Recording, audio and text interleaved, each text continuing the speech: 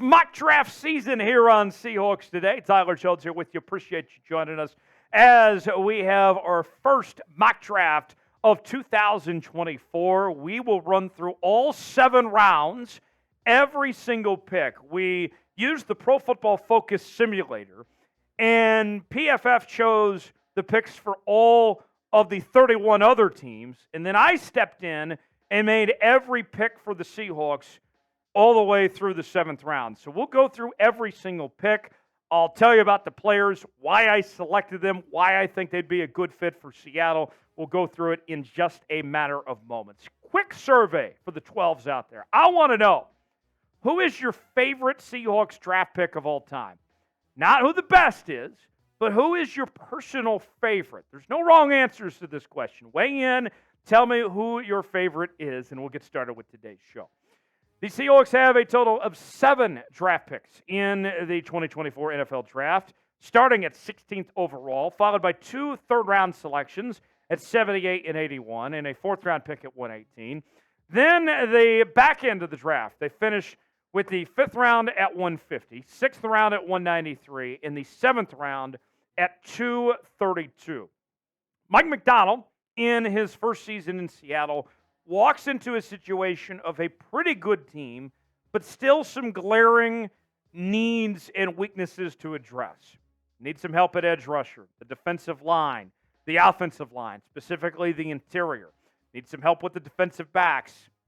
We're looking at the safety spot in particular. Wide receiver, you could use another wide receiver. Got to start thinking about quarterback, the years beyond Geno Smith. Linebacker, could need some depth there. Right now, you don't have a new deal for Jordan Brooks or Bobby Wagner. Then the tight end position.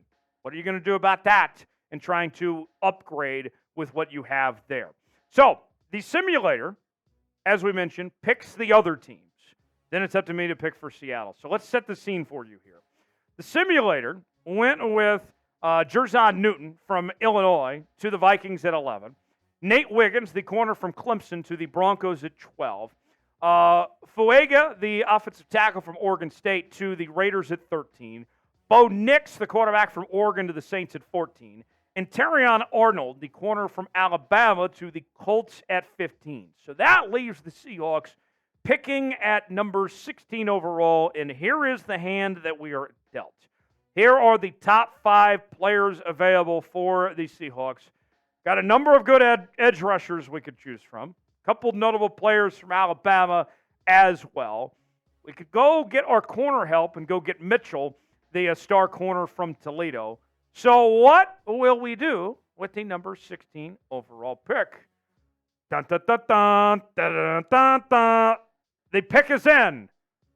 With the 16th overall pick in the 2024 NFL Draft, the Seattle Seahawks select Alabama edge rusher Dallas Turner. Let's go. Let's go. If this happens, we're jumping up and down.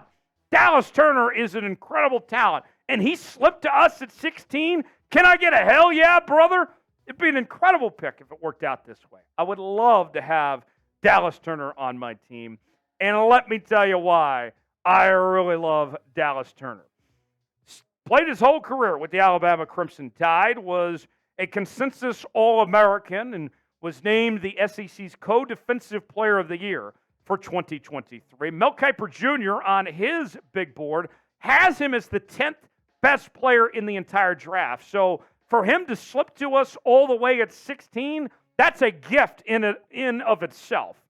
Kiper also has him as the number 1 outside linebacker in this year's draft as well. The scouting report on Dallas Turner, very good frame, but there's still some room to add weight. He is a solid bull rusher, closes on quarterbacks quickly, quick hands, physical at the point of attack. The one kind of big area he could work on, he's not necessarily violent when it comes to shedding blockers, but that can come together. There is kind of this belief of sorts, too, that hiring a defensive coach like Mike Macdonald, you're more likely to go defense than offense with the Seahawks' first-round pick. And the way the board worked out for us, of the hand we were dealt here, I couldn't say no to a guy like Dallas Turner. I know some of you are going to be wanting a quarterback, and I understand, believe me. But you look at Dallas Turner, 10 sacks, 2 fumble recoveries, 53 tackles, and the potential is just out of this world for what Dallas Turner could do. I had to make this pick. What do you guys think? Should the Seahawks draft Dallas Turner with our number 1 pick at 16 overall? Why for yes, N for no. Should the Seahawks draft Dallas Turner or not? Weigh in the comment section. Tell me what you think. Today's show is sponsored by Prize Picks. Prize Picks, the place to go for daily fantasy made easy. Here's how it works. You choose 2 or more players on any given category. You get the choice of more or less, whether you're talking fantasy points, passing yards, rushing yards. Maybe you want to mix and match different leagues, the NFL, NBA, NHL, and more. This week with the big game coming up on Sunday, I got Christian McCaffrey to have more than 88.5 rushing yards. I got Travis Kelce to have more than 70.5 receiving yards, and George Kittle to have more than 49.5 receiving yards.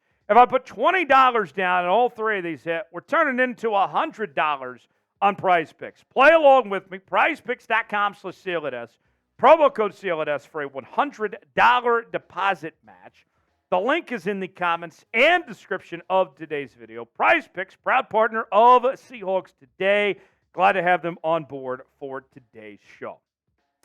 Well, let's skip ahead to the 3rd round now. The Seahawks don't have a 2nd-round pick, and our first of 2 picks in the 3rd round, we are going to go to the University of Utah. That's where we find safety Sion Vaki with the 3rd-round pick at 78th overall. A very versatile player. Played both sides of the ball at Utah, both at safety and running back. Was the 2nd-team All-American selection this year. Also a 1st-team All-Pac-12 performer there with the Utah Utes, and really was just dynamic. I mean, Kyle Winningham, who I think is a terrific coach, used him in a number of ways. And when you come to Seattle with that versatility, then I think you're going to be pretty excited for what Seattle could potentially dial up with Mike Macdonald finding spots for him involved. The scouting report, very versatile, right? That's a key word you're going to hear a lot about this guy. Fast, tough, most effective in the slot when it comes to coverage. Kind of an average tackler, if we're going to be honest with you.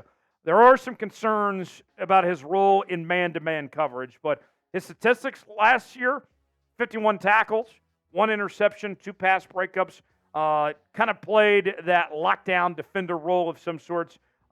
Could be a good fit for Seattle as far as that goes. A couple picks later at 81st overall, we get our much-needed help in the interior of the offensive line. With the 81st overall pick, the Seattle Seahawks grab up Cooper Beebe, the offensive guard from K-State. And Cooper Beebe has as impressive of a resume that you are going to find in college football for what he was able to accomplish in his 4 seasons with the Wildcats there at K-State. Was a 2-time first-team All-American selection in 2022 and 2023. 3-time first-team All-Big 12 performer. Was named the best offensive lineman in the Big 12 Conference the last 2 seasons. Mel Kiper has him as the number 6 offensive guard on his big board. An incredible leader as well. Very well respected. And the scouting report on him, you're looking at a guy that's got a refrigerator build. Okay? He's got that barrel chest. I mean, if your refrigerator's running like Cooper Beebe, you better go catch it because this guy just does it all. A road grading player with strength and power. He's stout, firm, anchor against the bull rush. That's exactly what you want to hear about a gritty offensive lineman, right? Pocket clearing presence. The knock on him, though, short arms. Not the longest arms, so he doesn't have the best reach of sorts. But for a 3rd-round pick, I can work around that. Everything else I like when it comes to Cooper Beebe there. Who is a player the Seahawks should draft? Who is your dude? We've named a couple of guys already. Who is somebody you want to see in a Seahawks uniform in 2024? Let us know in the comments section. Give me a name that you would like to see Mike Macdonald and John Schneider add to the Seahawks roster. We are your offseason headquarters here on Seahawks Today, as we're talking about everything you need to know about the Mike Macdonald era of Seahawks football. Whether it's draft coverage, trades, free agency, we are ramping it up here on Seahawks Today. We're counting you down to the draft. This is the place you want to be. If you're a diehard Seahawks fan, you need to lock us in. Subscribe to the channel now. For the latest happenings in your favorite team, we got you covered. Your off-season draft headquarters is Seahawks Today by Chat Sports. Subscribe now. You'll be glad you did. Let's go to the fourth round now with the 118th selection. The Seahawks select tight end Cade Stover there in the fourth round. There's question marks about what the Seahawks will do at the tight end spot. They didn't get the production they were looking for from Noah Fant and Colby Parkinson and Will Dissly over the last couple seasons. I think a lot of that has to do with coaching. But nonetheless, the Seahawks are looking to upgrade this position, and I think you'll see the tight end position be much more important for the next coaching staff, comparably speaking to the Pete Carroll and Shane Waldron era. Stover, he's as good as it gets from what we saw this past year in college football. Was named the top tight end in the Big Ten Conference, first team All-Big Ten selection, number 4 tight end on Kuiper's big board, was a huge key for that Ohio State offense. And the numbers aren't over the top, but this is the caveat I would put out there, folks, is that Cade Stover, okay, remember who his quarterback was? Kyle McCord, okay? Kyle McCord wasn't necessarily lighting the world on fire here, okay? And Cade Stover, the number that should draw your attention, 14 yards of reception. That tells me what I need to know. Tells me everything I need to know about Cade Stover. And not to mention, he and JSN, former teammates as well. Let's go to the fifth round now. Let's get some help on that defense. The linebacker position with Jordan Brooks and Bobby Wagner as free agents. Even if they both were to come back, I still need some depth. I need some more help because I definitely don't want Devin Bush around. That's where I find Cedric Gray from North Carolina. Played under Mac Brown over the last few seasons from 2020 to 2023. Was the second-team All-American selection in 2022. Two-time first-team All-ACC. And Mel Kiper, you talk about value. Okay, we're late in this draft now, and we're still getting the fourth best off-ball linebacker available here. Great value pick, okay? I went to Walmart, and I found me a deal with Cedric Gray. 121 tackles. He's a tackling machine. Still, even as an off-ball linebacker, had 5 sacks. That's impressive. 2 fumble recoveries. I like Cedric Gray, especially finding him where we did in the 5th round. To me, that's a winner for the Seahawks. A couple more picks to get to before we wrap up our mock draft here. What is the biggest need for the Seahawks in this year's draft? We talked about several of the needs off the top of today's show, but want to hear directly from you guys. What do you believe the biggest need is for the Seahawks in 2024? Weigh in the comment section. Tell us what you think. To the 6th round we go, and we get a quarterback. This is where we find Sam Hartman. Now, obviously, we didn't go get our franchise quarterback based on the way the board worked out for us, just didn't align accordingly. But Sam Hartman has shown me enough where I'm willing to take a flyer on Hartman in the 6th round to see what he's got. If he can potentially bring something to the table here. He was very successful at Wake Forest. Had a solid season this year with the Notre Dame Fighting Irish. Very consistent. He looks the part. You know, he's a handsome devil for one. But you look at it, 24 touchdowns every year for the last 3 seasons, okay? Sam Hartman was consistently good. And you look at this past year, new system and everything, right? Still had 24 touchdowns, 8 interceptions, completion percentage near 64%.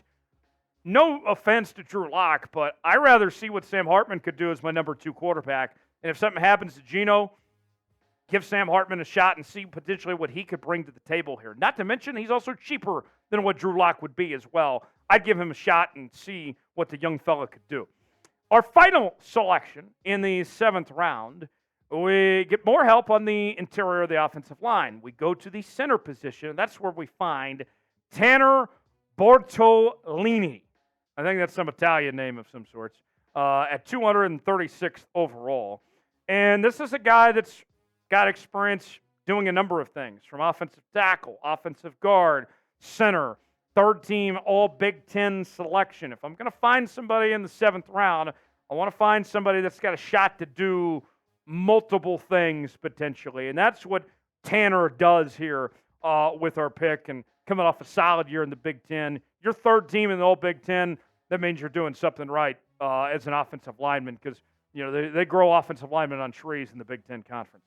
So to recap our mock draft for the Seattle Seahawks, Dallas Turner with our first round pick, Vakey with the number 78 pick, Beebe at 81, 118 we go Stover at the tight end spot, and then we wrap up the draft, our final 3 selections, with Gray, Hartman, and then our Italian friend Tanner Bortolini with the final pick there. So that is my final selections. We didn't do any trades on this mock draft. Believe me, we will have mock drafts in the future with some trades involved. But what do you think? Mock draft numero uno, 1.0. Give me a grade, A, B, C, D, or F. If you grade anything less than an A, you're a hater. I want only A's in the comments section. Give me a grade. How did you think I did on our first mock draft? Let us know, and we'll see you next time here on Seahawks Today.